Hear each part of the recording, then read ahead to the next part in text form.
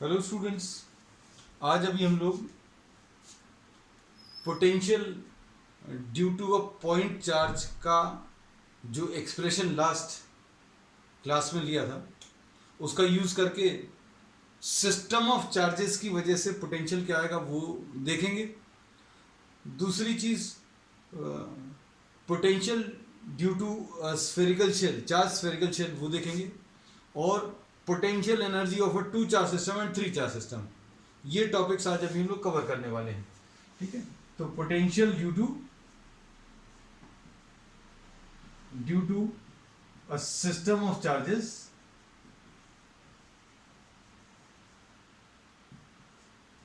और दूसरा potential due to a charge spherical shell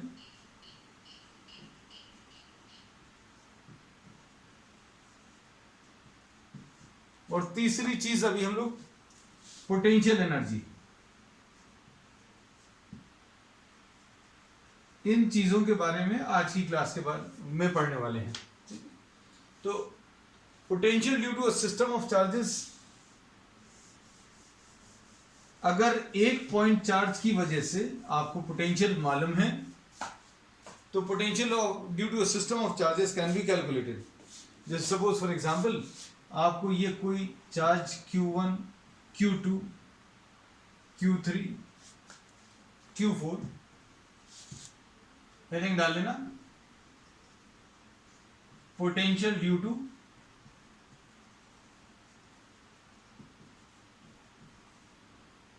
a system of charges. Diagram ले लो। तो इसमें suppose you are having number of charges, दिखाने के लिए अभी हमने 4 चार्जेस दिखाए हैं। दीज में भी n charges Q1, Q2, Q3, इनके कारण पोटेंशियल अगर आपको निकालना है तो वेक्टर्स में अभी हम लोग जैसा सुपरपोजिशन प्रिंसिपल लेते हैं उधर वेक्टोरियली ऐड करना है, तो सुपरपोजिशन इसमें भी होगा। सुपरपोजिशन कैसा होगा कि अगर आपको किसी पॉइंट पर पोटेंशियल निकालना है तो इसके कारण यहां पर पोटेंशियल निकाल लो, इसके कारण यहां पर पोटेंशियल निकाल लो, इसके कारण यहां पर पोटेंशियल, और उन सबको आप अलजेब्राइकली ऐड कर लो। So potential due to a system of charges is found by potential due to a system of charges at P is suppose Vp, तो Vp will be equal to Vp1 plus Vp2 plus Vp3। Algebraic addition करना, मतलब आपको क्या करना पड़ेगा, P point पर first charge के कारण कितना आ जाएगा, Q1 upon 4 pi epsilon 0। Suppose इसको R1 लिख दिया, इसके कारण Q2 upon 4 pi epsilon 0 R2, ऐसा कुछ लिख लिया, और इसके कारण Q3 upon 4 pi epsilon 0 R3। तो ये R1 है, ये R2 है, ये R3 है, और ऐसे ही जितने भी चार्जेस दिए हैं उन सब के कारण अगर आपको पोटेंशियल निकालना है तो simple algebraic addition. Simple algebraic addition का मतलब क्या है कि चार्जेस में अगर ये पॉजिटिव चार्ज है तो इधर प्लस रखेंगे, अगर ये माइनस है तो यहां पर माइनस रखेंगे, ये प्लस है तो जो जैसा चार्ज है, पॉजिटिव है तो पॉजिटिव, नेगेटिव है तो नेगेटिव। ठीक है, नोट कर लेना, ये सिंपल सा कॉन्सेप्ट है। In fact we have use this, use कर चुके हैं अभी हम लोग इसका किसमें, पोटेंशियल ड्यू टू डाइपोल में। लेकिन एक ये टॉपिक के फॉर्म में दिया हुआ एनसीईआरटी में, तो अभी हम लोग we are moving our syllabus according to the NCERT, तो ये टॉपिक भी था, तो ये भी अभी हम लोगों ने डिस्कस कर लिया। तो किसी एक पॉइंट पर अगर बहुत सारे चार्जेस के कारण पोटेंशियल आपको बताना है तो बताने का तरीका बहुत सिंपल है। आप सारे चार्जेस के कारण अगर P पॉइंट पर पोटेंशियल बताना है तो P पॉइंट पर इंडिविजुअल चार्जेस के कारण पोटेंशियल निकाल लो और सारे चार्जेस को अलजेब्राइकली ऐड कर लो, तो ये रिजल्ट आ जाएगा। नेक्स्ट अब इसके बाद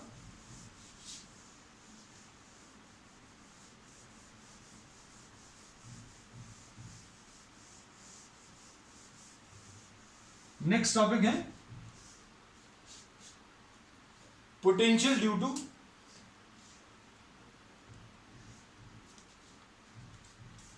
a charged spherical shell.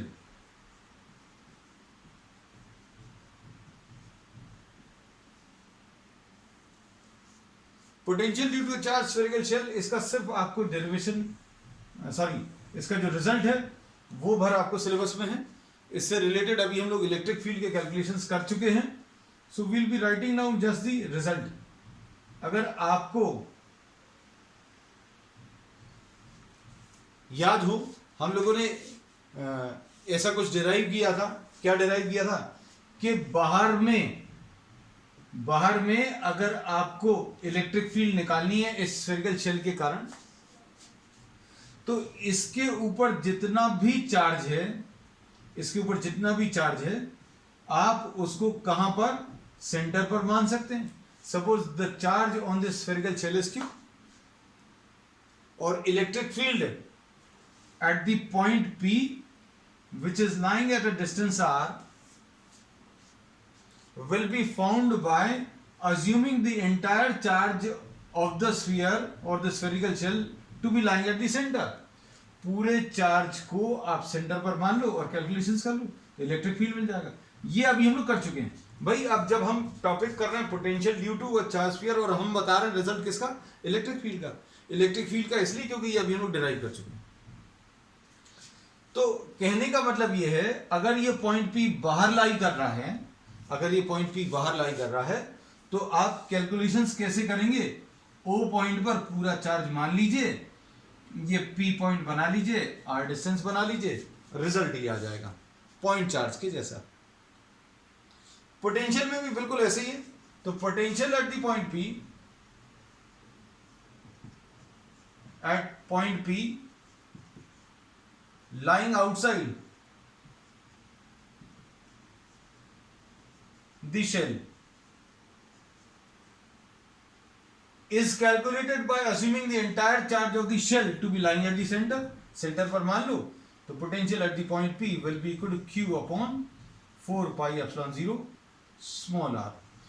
आपको थोड़ा सा अगर कंफ्यूज करना तो ये कैपिटल R भी बना दे रहे हैं। कैपिटल R क्या है, the radius of the spherical shell.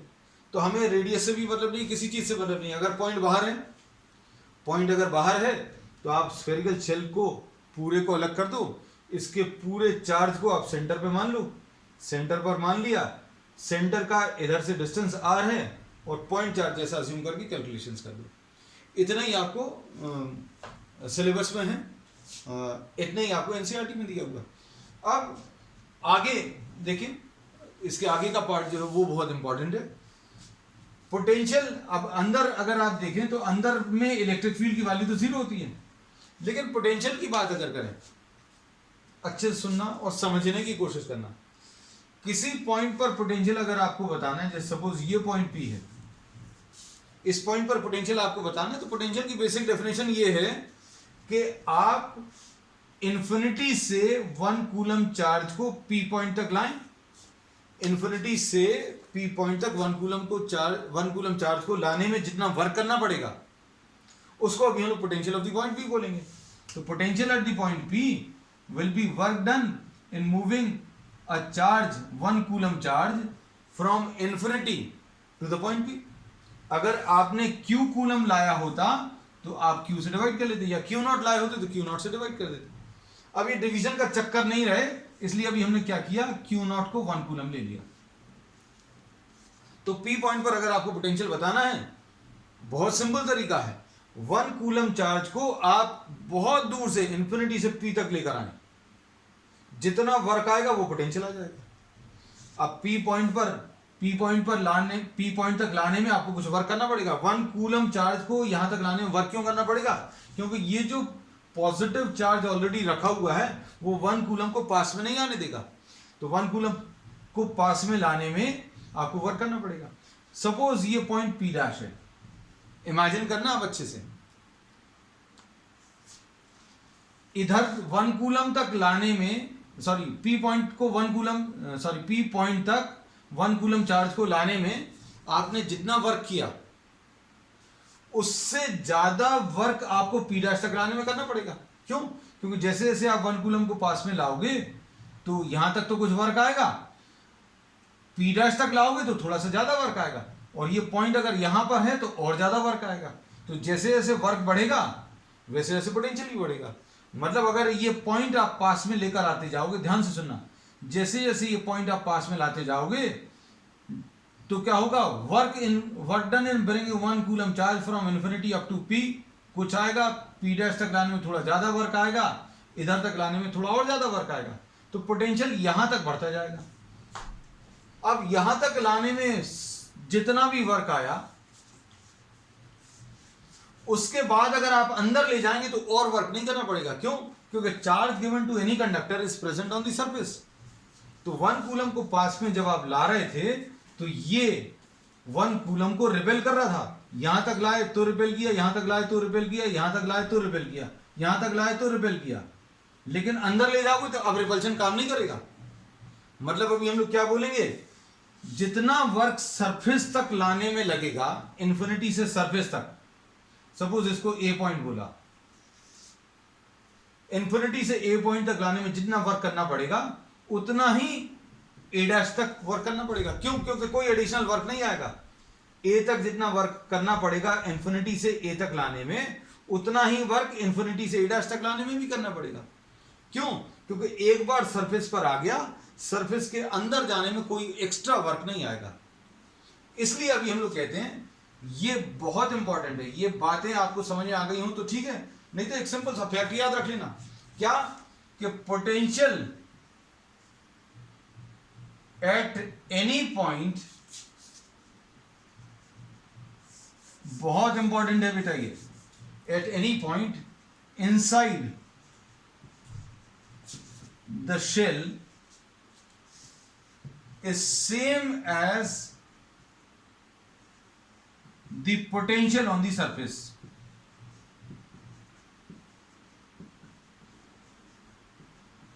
ये बहुत ज्यादा इंपॉर्टेंट है।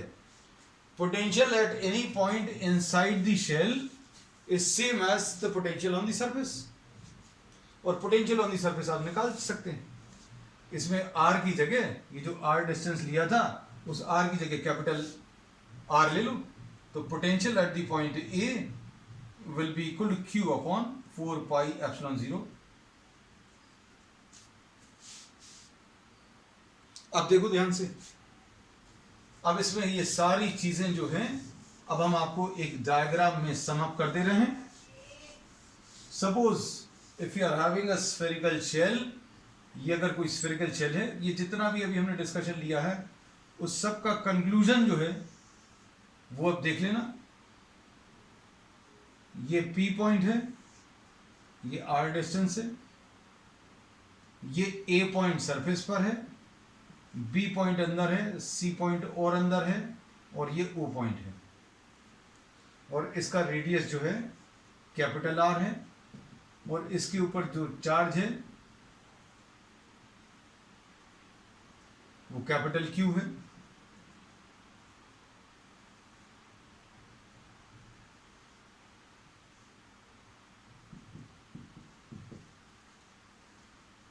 तो अब हम लोग क्या बोलेंगे, potential at a point P बाहर में है तो एक्चुअल डिस्टेंस लगेगा।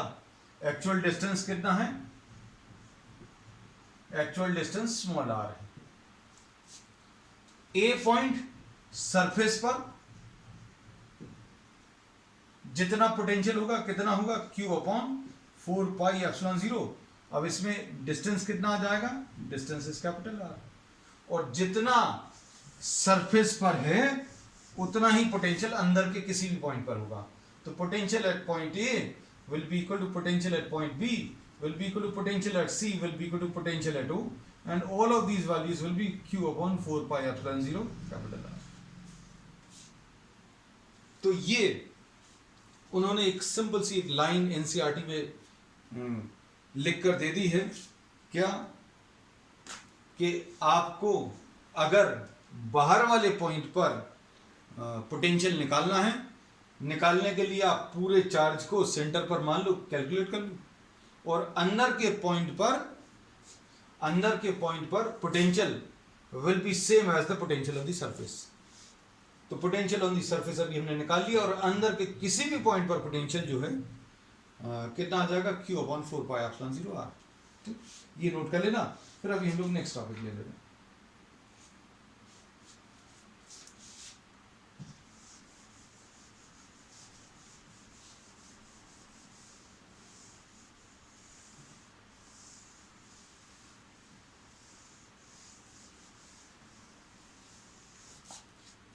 नेक्स्ट है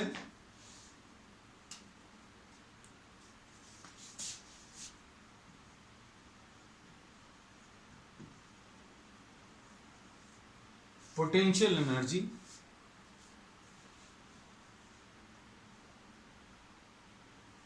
a two charge system।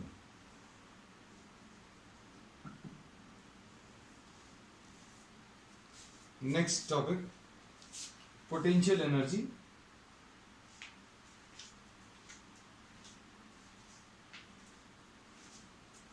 Of a two charge system.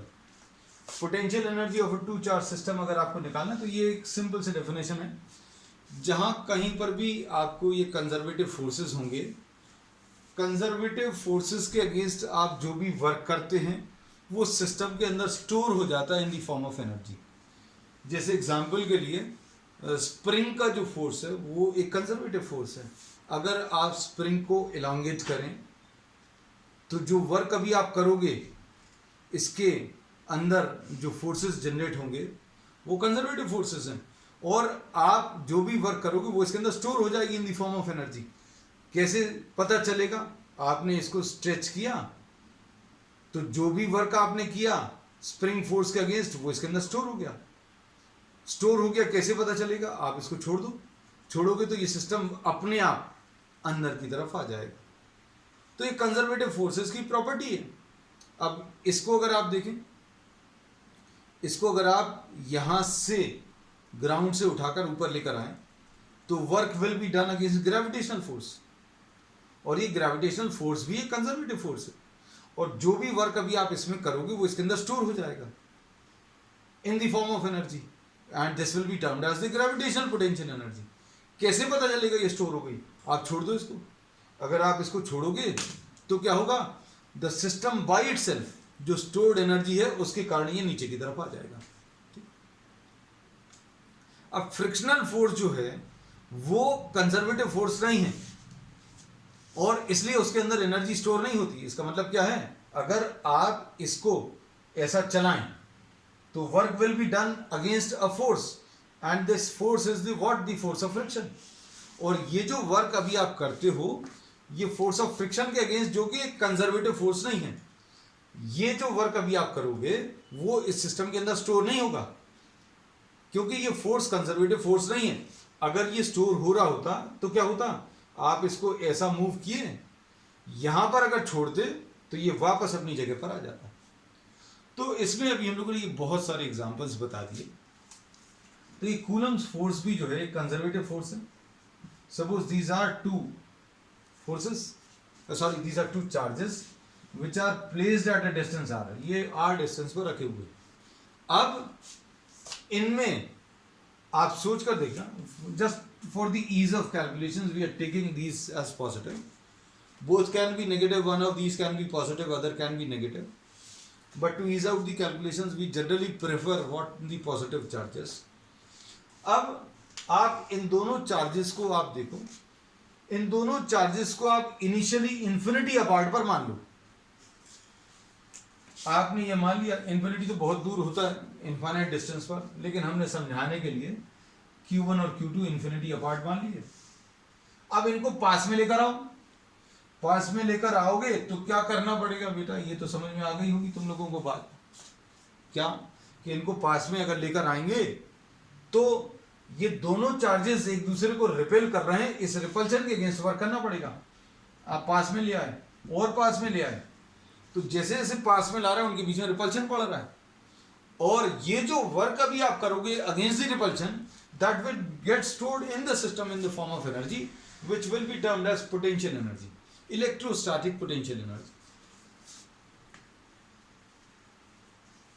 इसको अभी हम लोग इलेक्ट्रोस्टैटिक पोटेंशियल एनर्जी बोलेंगे। अब ये स्टोर हो गई है तो निकाल सकते हैं स्टोर्ड एनर्जी, इसका प्रूफ भी चाहिए सभी को ऐसा नहीं लगता भी ये स्टोर हो गई है। आप इसको छोड़ दो, अगर आप छोड़ोगे तो क्या होगा, ये Q1 और Q2 रिपेल करेंगे और कोई और फोर्सेस अगर प्रेजेंट नहीं है तो रिपल्शन के कारण ये रिपेल होते चले जाएंगे and these will move infinity apart. तो अब इस कॉन्सेप्ट से डेफिनेशन बना सकते हैं।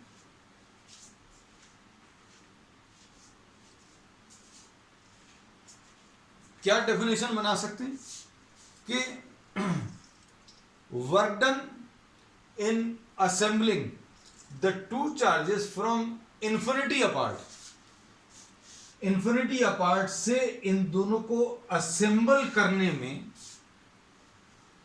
जो वर्क आप करोगे वो इस सिस्टम के अंदर स्टोर होगा in the form of energy which will be termed as the electrostatic potential energy. ठीक है, बहुत सिंपल है। तो हम लोग इसको ऐसा कह सकते हैं that electrostatic potential energy, short में लिख दे रहा है, electrostatic potential energy is the work done in assembling the two charges from infinity apart to the existing distance। existing distance का मतलब क्या है, जितने डिस्टेंस पर ये अभी दिए हुए हैं। work done in assembling the two charges from infinity apart to the existing distance gets stored in the system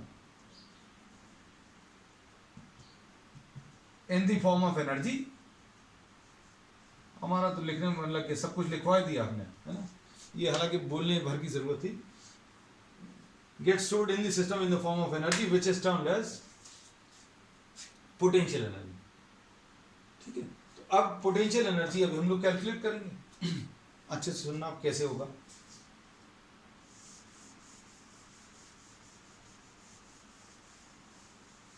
अब ये कैलकुलेशंस करने के लिए ये तो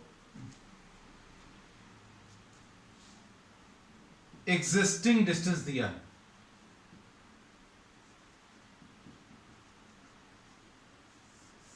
एग्जिस्टिंग डिस्टेंस। पहले क्या करो, Q1 को कहां पर मान लो, इन्फिनिटी पर।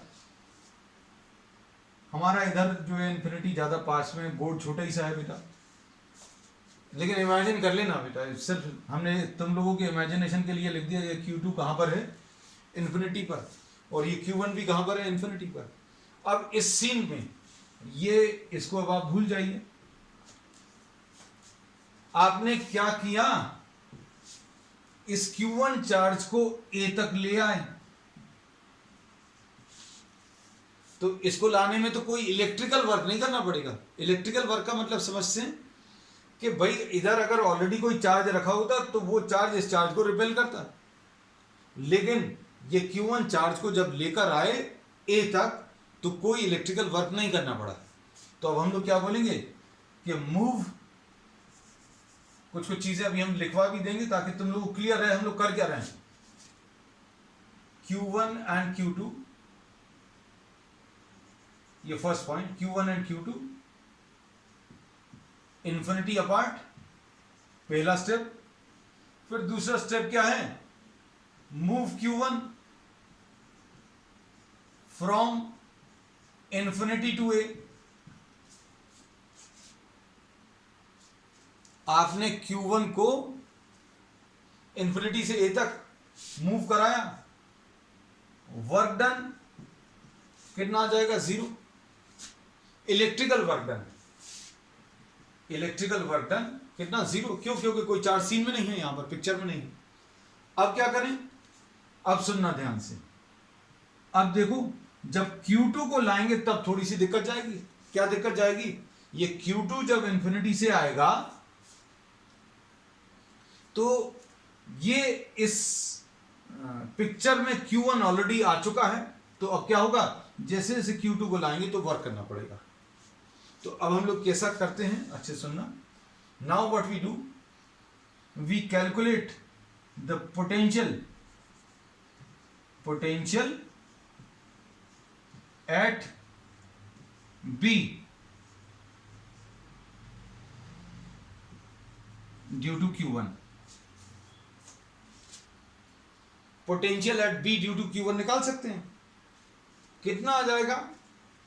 ये आ जाएगा Q1 अपॉन 4πε0 R।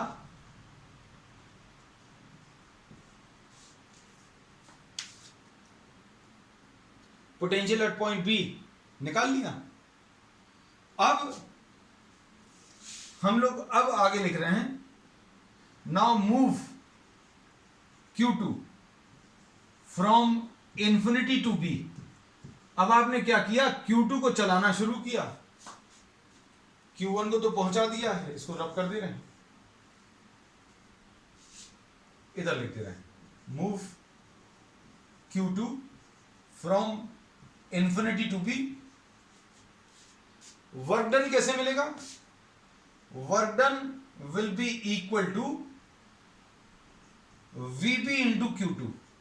ये बात शायद समझ में नहीं आई होगी। Work done in moving the charge from infinity to the point B, infinity से बी पॉइंट तक, इंफिनिटी से बी पॉइंट तक आप Q2 को चलाइए, तो Q2 को चलाने में वर्क अगर W इंफिनिटी बी है डिवाइडेड बाय Q2, ये तो पोटेंशियल की डेफिनेशन है। पोटेंशियल अगर बी पॉइंट को डिफाइन करना, याद करो कैसे डिफाइन किया था। हमने बोला था इन्फिनिटी से किसी भी चार्ज को लेकर आओ, इन्फिनिटी से किसी चार्ज को बी तक लाएंगे, जितना वर्क आएगा डिवाइडेड बाय जितने चार्ज को आप ला रहे हो। इन्फिनिटी से बी तक लाने में किसी चार्ज को कितना वर्क करना पड़ रहा है, उस वर्क को आप उस चार्ज से डिवाइड कर दो जिस चार्ज को आप ला रहे हो, तो ये पोटेंशियल एट पॉइंट बी है। तो अब हम लोग क्या बोल सकते हैं इसके बेसिस पर? अभी हम लोग ये कह सकते हैं कि work done in moving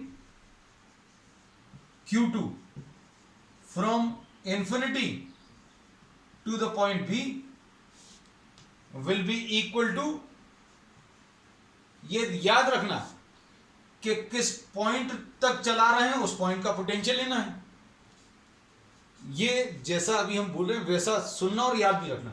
work done in moving Q2 from infinity to B, Q2 को इंफिनिटी से B तक चलाना है, तो जहां तक चलाना उस पॉइंट का पोटेंशियल ले लो और जिस चार्ज को चला रहे हो उससे मल्टीप्लाई कर लो, ये वर्क मिल जाएगा।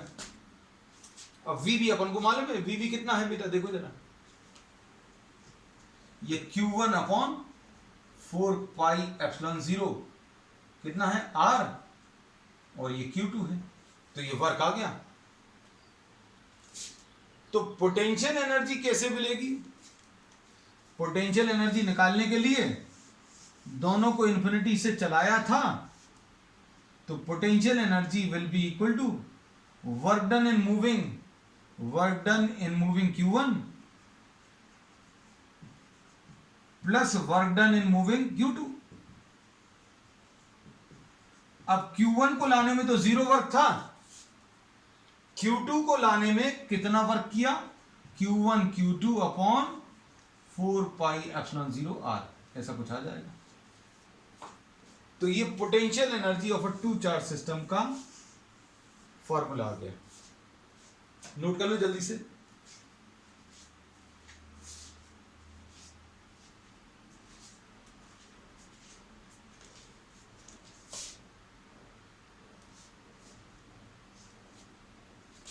अब ये जो हम लोगों ने कॉन्सेप्ट लिया है, इस कॉन्सेप्ट में आज अभी हम लोगों ने क्या पढ़ा है कि आप दो चार्जेस को जो कि r डिस्टेंस पर रखे हुए हैं उनको इनिशियली कहां पर माना आपने? Infinity apart. इन्फिनिटी अपार्ट से पास में लाएंगे तो ये दोनों रिपेल कर रहे हैं, रिपल्शन के अगेंस्ट आप पास में ला रहे हो, मतलब ये पास में आना नहीं चाह रहे, ये दूर जाना चाह रहे हैं और फिर भी आप पास में ला रहे हो। तो जो वर्क अभी आप करोगे रिपल्शन के अगेंस्ट वो इसके अंदर स्टोर हो जाएगा, और ये जो वर्क स्टोर होगा वो अभी हम लोगों ने कैलकुलेट कर लिया, and the stored work will be called the potential energy. तो potential energy of a two charge system is found to be equal to Q1 Q2 upon 4πε0 R, ऐसा कुछ आएगा। अब सुनना अच्छे से,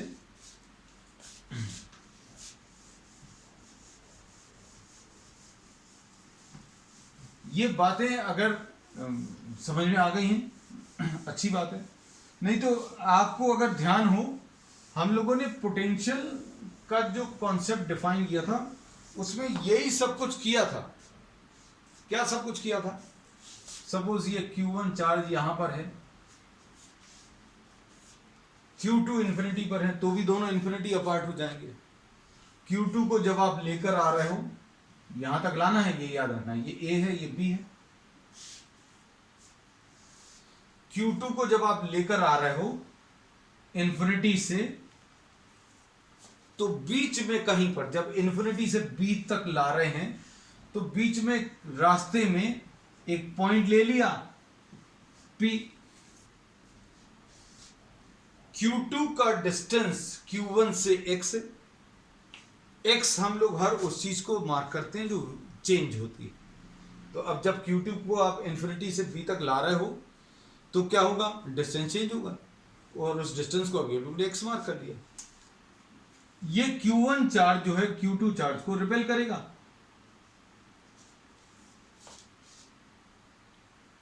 तो फोर्स कितना आ जाएगा? Q1 Q2 upon 4 pi epsilon 0 क्या x स्क्वायर। अब पोटेंशियल एनर्जी हम लोग कैलकुलेट कर चुके हैं, लेकिन ये अब हम लोग जो है किससे? कैलकुलस मेथड से निकाल रहे हैं। फिर से ये कह सकते हैं ऑल्टरनेटिव मेथड है, या समझने का एक और तरीका है। अब जब आप इन्फिनिटी से B तक ला रहे हो, तो रास्ते में एक पॉइंट मार्क कर लिया, उस पर एनालाइज करेंगे। इस Q1 और Q2 के बीच का जो डिस्टेंस है उसको x मार्क किया। ठीक, अब क्या करें? इन्फिनिटी से B तक की जर्नी छोटे छोटे डिस्टेंस में कवर करें। छोटा सा डिस्टेंस क्यों लेना है? क्योंकि अगर आप छोटा सा डिस्टेंस लोगे तो फोर्स को कांस्टेंट मान सकते हैं। For small distance